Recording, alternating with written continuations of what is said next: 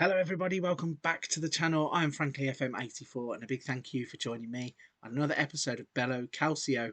We are currently out in Japan in the J-League managing Shonan Bellmare. So, if you were watching yesterday's episode, you would have seen us round out our Champions League group with a win. It wasn't the best of wins, we only won 2-0 against a team that we had previously hammered, but with qualification already secure, I don't think we really put in 100% effort either. Still though, a victory is a victory and it means that we roll on into the next phase of the Champions League. But today we are back in league action. We have played one game since you've been away, so let's show you that. In terms of the schedule, you can see that we played against Consadole Sapporo in the Cup and we won 2-0 in that game with goals from Hoashi and Ishihara coming late on.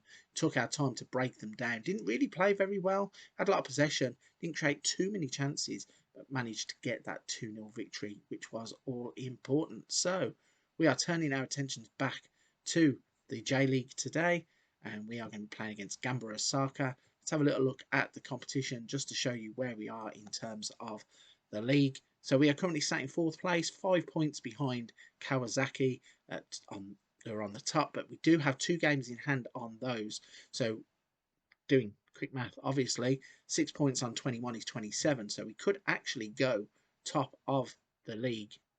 In fact, we've got 3 games in hand, haven't we? Can't do maths all of a sudden. We have 2 games in hand over Osaka and we have 3 games in hand against Kawasaki and Yokohama. So we could actually go on to 30 points if we win all 3 of those games. So we are in good shape for the J-League. So let's see if we can get 3 of those points today as we play off against Gamba Osaka. Let's not waste any more time. Let's jump in and see what happens. Okay, then here we go. You can see the starting 11 is on the screen. We have Greca in goal, Yamamoto, Oiwa, Giovanni and Hatta are going to play today across the back 4.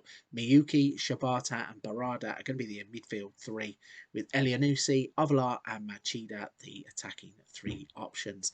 So let's jump into the game and see exactly how we get on against Gamba Osaka. Here we go then with the match build-up. You can see our starting lineup on the screen there, our familiar 4-3-3 formation. Let's see what Gamba Osaka are going to go for. So they've gone with a 4-1-2-3 or a 4-1-5-1.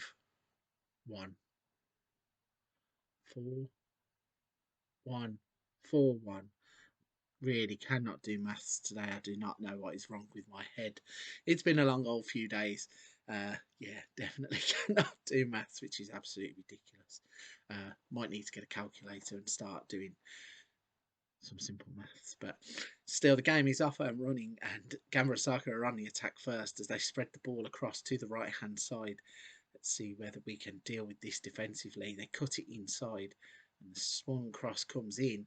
And they've had the first chance as Patrick headers it past the post, and it's a goal kick for us. So there's a free kick here for Gamba Osaka as they are going to swing it in. It goes over the wall, luckily for us, past the post. And this isn't good viewing, really, because it's all Gamba Osaka who are coming straight at us. We really need to try and get back into the game somehow and try and start creating some chances, because this is not going as I thought it would. And then straight away we have 4 shots, but only one of them on target. So yeah, we're struggling for goals a little bit outside of Wellington, which is also a bit of a blow that he wants to go back to Brazil. Means that we might not have that as an option for next season, and we are going to have to try and find somebody who can smash the ball in the back of the net. I have hopes for Ovalar, but not playing very well in this game. And Elianusi is also another one that is now on his way home.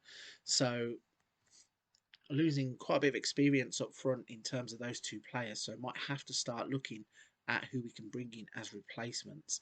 It's a little bit difficult in Japan with the way the transfer window works, because obviously all the free agents in Europe are free agents in June, July, and the free agents here are in November, December, January. So it's going to be one of those where we have to monitor the markets and see who's available, see who gets released maybe as well from the Premier League clubs, see if we can't attract any of those kinds of players if we need any of them.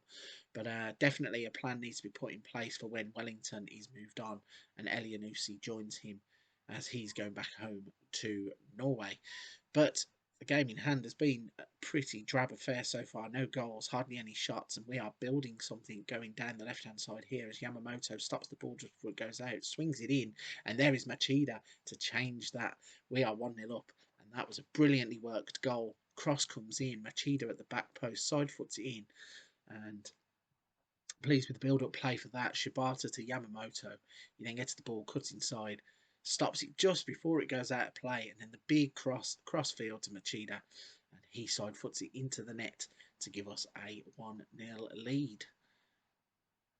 So 57 minutes on the clock. Having a little look at the players, we are going to struggle a little bit here with squad rotation, I think.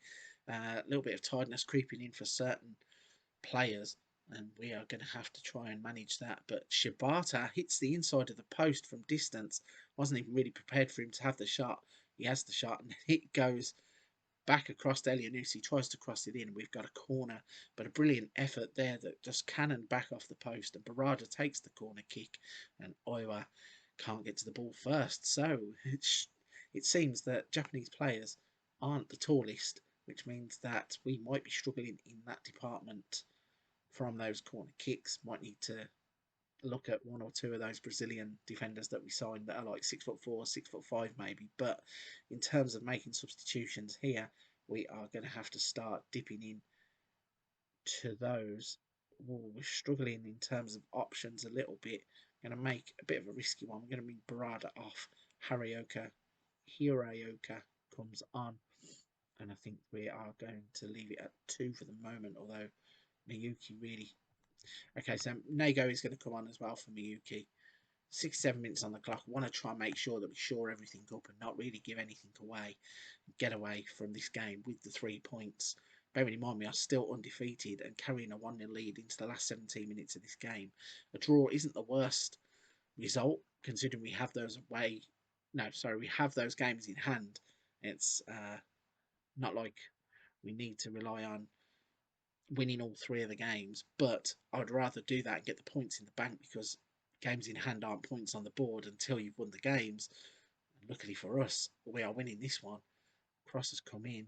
Machida's at the back post. He's had the headache, goes onto the crossbar. So, yeah, if we can get out of this game with 3 points, I'd take that. I'd be really happy with that. I think that it would be a good sign for us to build towards the second half of the season. I'm not even sure what the actual date in the game is, but I do know that we have been through quite a few games now, and we've hit the post again as Wakatsuki hit the outside of the post. And I've just noticed that Machida has pulled up with an injury, so we are looking likely to be playing the last couple of minutes with an injured player on the pitch, and that is what happens when you put 3 substitutions on, I guess. But luckily for us, it doesn't handicap us too much, and we have got away with the 1-0 victory. We've had 16 shots, 7 of which have been on target. Around next year, 1.65. Struggled really in certain phases of the game, but we have managed to get those all-important 3 points, which is all that we are looking for.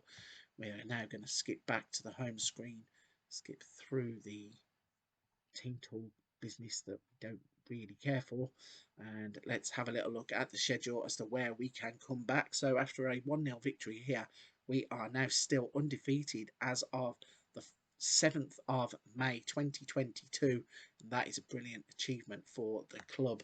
So a block of games to come here. Let's try and throw up a name that we haven't played before. So we have got Sagan Tosu on the 29th of May, so I think we will play that stretch of games there from Kyoto Sanga all the way down to Nagoya Grampus, come back for Sagan Tosu, and then look here, we have the Emperor's Cup second round kicking off, where we will be facing off against either Perito or Okinawa, and that there seems like a good 2 games to come back to in the future. So I'm going to start wrapping this one up here. If you've enjoyed this and you've enjoyed the content, you're enjoying everything that's going on the channel, please don't forget, if you are new here, hit the like and subscribe button to help the channel. If you're not new here, leave a comment, tell me what you want to see, anything you could do differently, or anything you're enjoying on the channel. But either way, Interaction is key for every YouTube channel, and I've enjoyed every interaction I get on the channel so far. But for this one, I'm going to wrap it there. Come back and join me tomorrow, where we will be facing off against Sagan Tosu in the J League.